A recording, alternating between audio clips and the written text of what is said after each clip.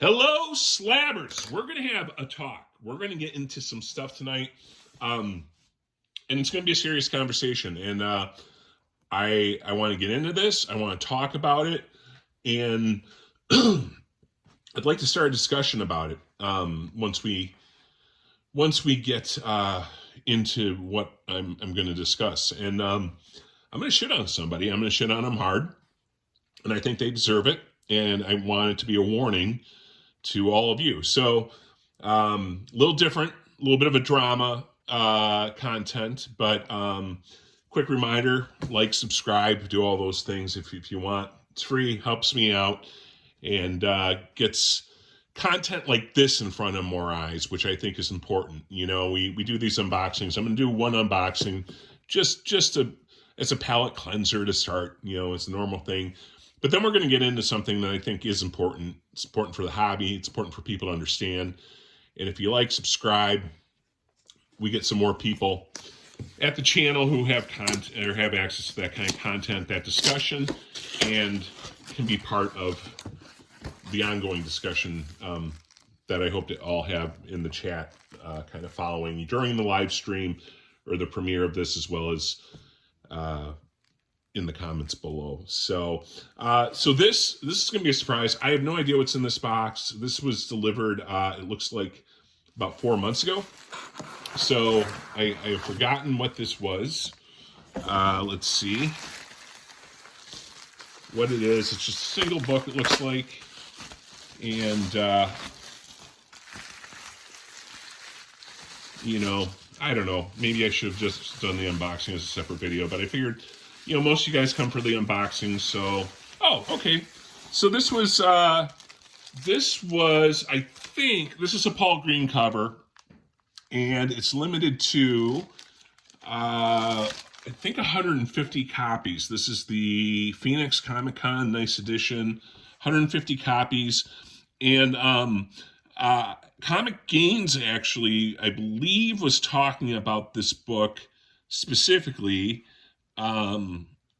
saying that, you know, for the rarity of it and everything else, that it's kind of like this forgotten gem that's out there. And I went on eBay, I looked for one, and I found one. I gave an offer. Limited to 350. But anyways, Paul Green, for those of you who know him, he's very Campbell-esque in his style, and does a lot of Zenoscope stuff. He's doing some other things too. And I like them. So, nice little ad there, something non-Campbell. Let's talk about Comic Tom. Let's talk about people who abuse their audiences. Let's talk about people who use their credibility, quote unquote, in our space and take advantage of that monetarily in order to benefit themselves. And Comic Tom is not a good person. He is not somebody that you should be listening to for any sort of advice. He is a snake oil salesman of the worst kind, and I'm going to demonstrate that and show why. And I'm a little bit disappointed in J. Scott Campbell on this too. So for those of you who don't know, and I want to give a quick shout out to Comic Journey. I reached out to him on Tuesday night, pretty late, sent him some text messages about this and kind of voiced my frustration. He offered to do a stream on it. I wasn't sure if we should do a stream or not. So Journey, if you watch this and if you think there's enough content that's worth talking about, you know, we can stream together and we can do it on, you know, you have a bigger platform and reach more ears and all that kind of business too. But on Tuesday, Whatnot, via the Whatnot platform, they had a J. Scott Campbell warehouse Whatnot sale, right? So it's kind of proposed like this super special exclusive opportunity for Campbell fans to buy Campbell stuff. And it was heavily implied that a lot of the stuff would be unique and and there was a couple of stuff which we can get to that was unique, but by and large, it was overstocked crap. And not crap. I mean, I like Campbell, so I don't want to say crap, but it was overstocked things that were in the warehouse that were not rare at all. And Comic Tom and this other guy, his name's Davis somebody, I forget, but he's another big whatnot guy. But Comic Tom was the main culprit here because he was the main voice, because of course he would be doing the sales. Went through and did these different Campbell books. And I'll point out right now, all the Campbell books that were sold via this platform were signed. So some of these examples aren't going to be exactly perfect, but you can pretty much add about a $20 to $30 premium for a signature than a raw book for most Campbell stuff. To kind of give you an idea as we go through some of these examples. And there's a whole bunch. I picked out like the first 5 and like the pattern emerged, and then I picked 1 or 2 others. But out of everything that sold, the same thing happened. And here's what would happen. Comic Tom would bring up the item without any preliminary notice to the basis, right? So it'd be like, all right, our next item is, and they'd show the item, and we're doing sudden death. We're doing sudden death on this book. What sudden death means is it's a 30-second cut down or a timer. And the high bid, after that 30 seconds expires, wins the book. What that does, and what he's purposely doing, is not allowing anybody time to research what that book is, what the value is, what the sense, anything about that book other than his representation. And his representation for every one of these books was, oh my God, I can't believe that we're selling this. I can't believe that we're letting this one go. This is amazing. This is an amazing book. And here it is. And just hyping it like every single one of these things is worth a tremendous amount of money. And I'm about to show you how effective that strategy is, as well as how dishonest it was. So first of all, this is the Dark Knight 3 Master Race Color Edition. On eBay right now, no solds. There are no sold editions of this, but you can do this free shipping, $24.99 or best offer. Or best offer. That sold for $153 on that auction. $153. Why? Because somebody was being hyped by Comic Tom, bought into the concept. And here's the other thing. There were comments I saw in the chat while I was watching this, and people saying, "Oh boy, I got my first Campbell ever. I got my first Campbell book ever," and they're drawn into this. They're excited about this. That person's experience and their longevity in the hobby is going to be diminished once they realize that they just got completely scammed. They got completely taken for granted for, and for in this case, they overpaid by $125 for a not rare, nothing special Campbell book. A $20, I'm guessing he would take $20. $20 plus free shipping, which wouldn't be free shipping for them. And this person paid $153 based on Comic Tom's false representations that book had rarity. And it's going to be their first Campbell book, and it's probably going to be their last book, and it's probably going to be something that dampens their interest in collecting and in the hobby, and that is bad. All right, so we have that one. All right, what else do we have? Luke Cage number 4, the Virgin variant. Here are sales. This one went for $851. This one for $1250. Now, this is the 1 in 100 Virgin variant. They overprinted these, right? There's just a lot more of these than it would seem when you talk about a 1 in 100 ratio. But here's the prices. $8.50. Comic Tom made sure somebody paid $64 for that book. Same book. It's got a signature. So you could argue, it's worth $28 versus $8, but $64, $8.51. All right, let's keep going. Captain America. This is the 1-in-100 version. Again, they overproduced a lot of these. I know from my LCS, they had a surplus produced that, I don't know how much I can get into it, but I know that there's a lot of these out here. $10.50. Comic Tom, $88. Comic Tom sold this for $88 on the stream. Okay, you're saying, well, so far, that's $70 more. Like, it's 8x value. It's 8x value. Or it's 3x value if you want to add the $20 value on the signature, right? So there's that. But let's start talking about stuff that's really eye-catching. Let's talk about this one. So $33, $41. Now, Comic Tom said this was a really big book, really impressive book. It's a hot book. Deadpool Wolverine movie came out, right? Super hot book. What did he get somebody to pay for that? Again, 30-second timer. You're not having the opportunity to research this book like I did. You can't go and check and see what it is. You have 30 seconds from the time it appears on the screen till it's done bidding. This book sold for $225. These are ungraded books. $225 is what Comic Tom pushed on to that stream and sold this book for, by overstating its value, overstating its scarcity, and acting like it was an absolute must-own for everybody in that stream.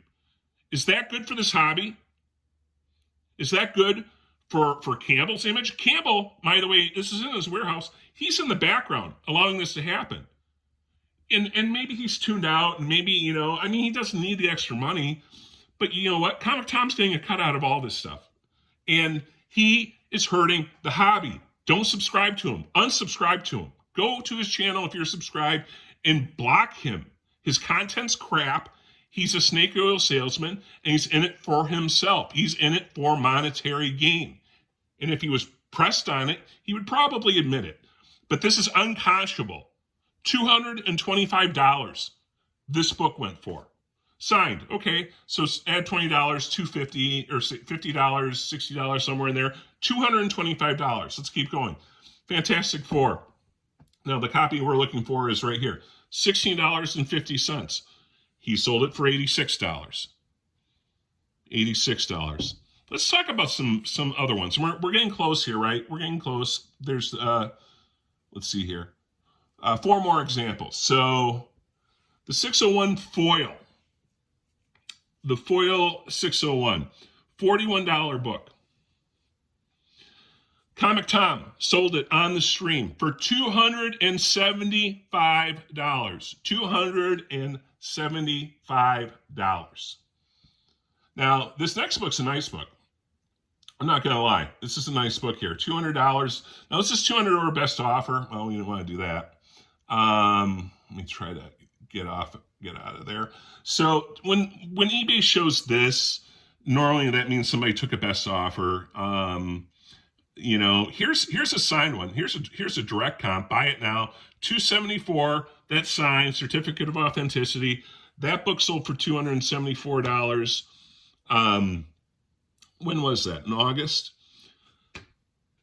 Comic Tom sold that on this live stream. The exact book, signature COA, $274. Comic Tom sold that for $525. $525. Essentially 200% of what the value of that book was.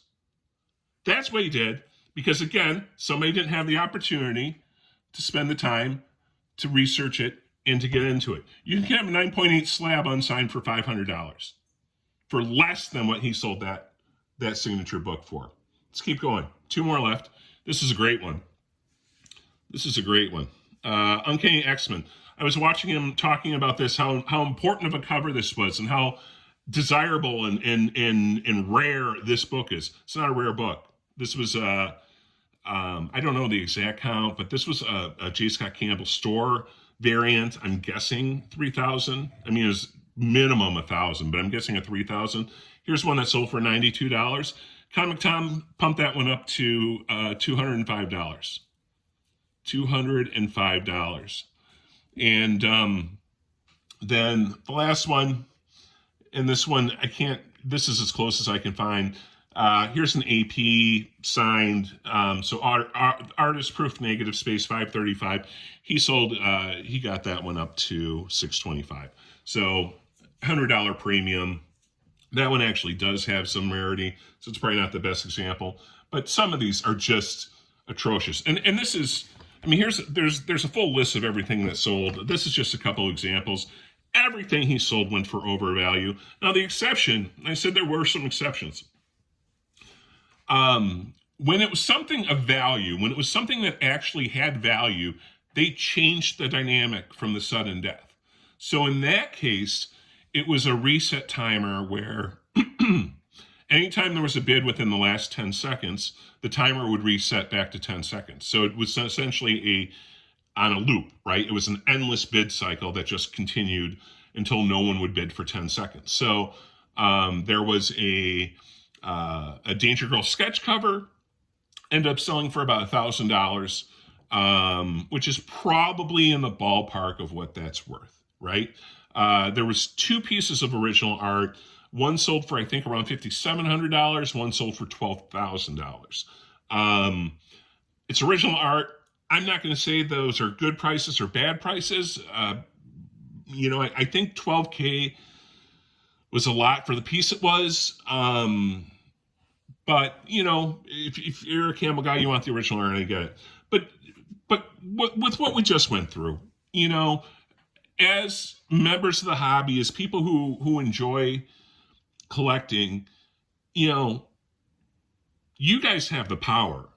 I'm here, a couple people watch this video, great.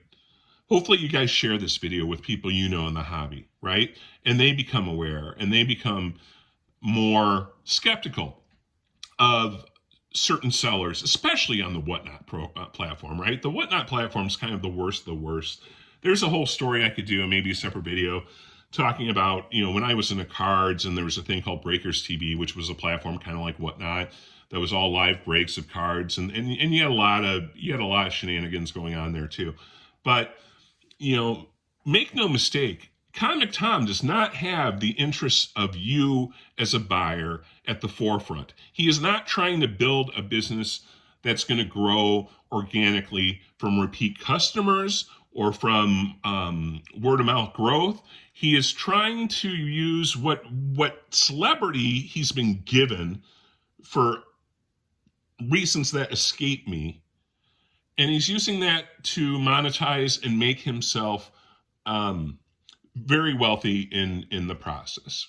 And I don't know what his numbers are, but between all the things he has his fingers in, I think Comic Tom's doing pretty well.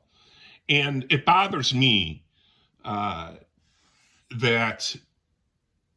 and the CBC Awards and everything else, I know Comic Journey's had comments on that. I know, Brian tries to balance a lot of the things on that. I don't think Comic Tom should be eligible for any awards. What is he doing for the hobby other than enriching himself? Where's the love and the respect and the long-term care to allow the hobby to continue to grow? And that's what's missing when somebody is going out and has the ability with a straight face to make representations to the entire, I'm going to go back to just this because this is the worst example of it, but to make representations to an entire stream, and there were several hundred people on the stream, right? But to be able to tell them without flinching about rarity, scarcity, value, and pumping up books that he knows is not worth a fraction of what he's representing. Think about your power. Think about who you want to support. And at the end of the day, I will not be subscribing to Comic Tom's videos. I will not be on Comic Tom's Whatnot streams. I will not buy or support any product that Comic Tom endorses. And maybe some of you guys agree. And maybe some of you guys will run over, jump on his channel, hit unsubscribe. Is it going to matter? I mean, what's his membership? I don't know. I mean, he's probably got, 10, 20,000, 40,000, 50,000, 100,000. I don't even know what his subscriber base is for his channel. Does 20 people make a difference? No, he's not going to miss that. But you know what? If the 20 of us, or 40 of us, or 100 of us, right, share this video or reach out to our friends. You don't even have to share my video. It's not about view count or anything like that. But if you reach out to your friends and say, hey, this is what Comic Tom's doing, and this is what's wrong, and this is how it affects us and the long-term health of the hobby, maybe they say, I don't want to be a part of this. And maybe, enough people stand up to this where the Comic Toms of the world say, I have to reevaluate my strategy and how I'm presenting and branding myself, what I'm doing with my brand and the authority I have within the hobby, and maybe it stops future Comic Toms from engaging in similar behavior. And that helps everybody. So I would love to hear what you guys have to say. I would love a very deep conversation in the comment section. I am more than happy to respond in depth to anybody's comments. And I encourage people to respond to everybody's comments. Like, let's have a conversation about this. And shame on you, Comic Tom. You're everything that's bad about this hobby, and you're the kind of person that makes me question being part of it. Slabbers, thanks for letting me vent. It's been on my mind now for the past 5 days, and I wanted to get it out there. So take it for what it is. Again, I don't know what they sold. They probably sold, I'm guessing 50, 60 items, all at, 3X plus value. And I'm guessing they did somewhere between $70,000 to $100,000 in sales in that 2-hour stream. So take that for what you will. Slabbers, thank you. Longer video than normal, drama video, which is very unusual, but sometimes you need to call a spade a spade. And Comic Tom, you're a pile of shit. Have a good night, guys.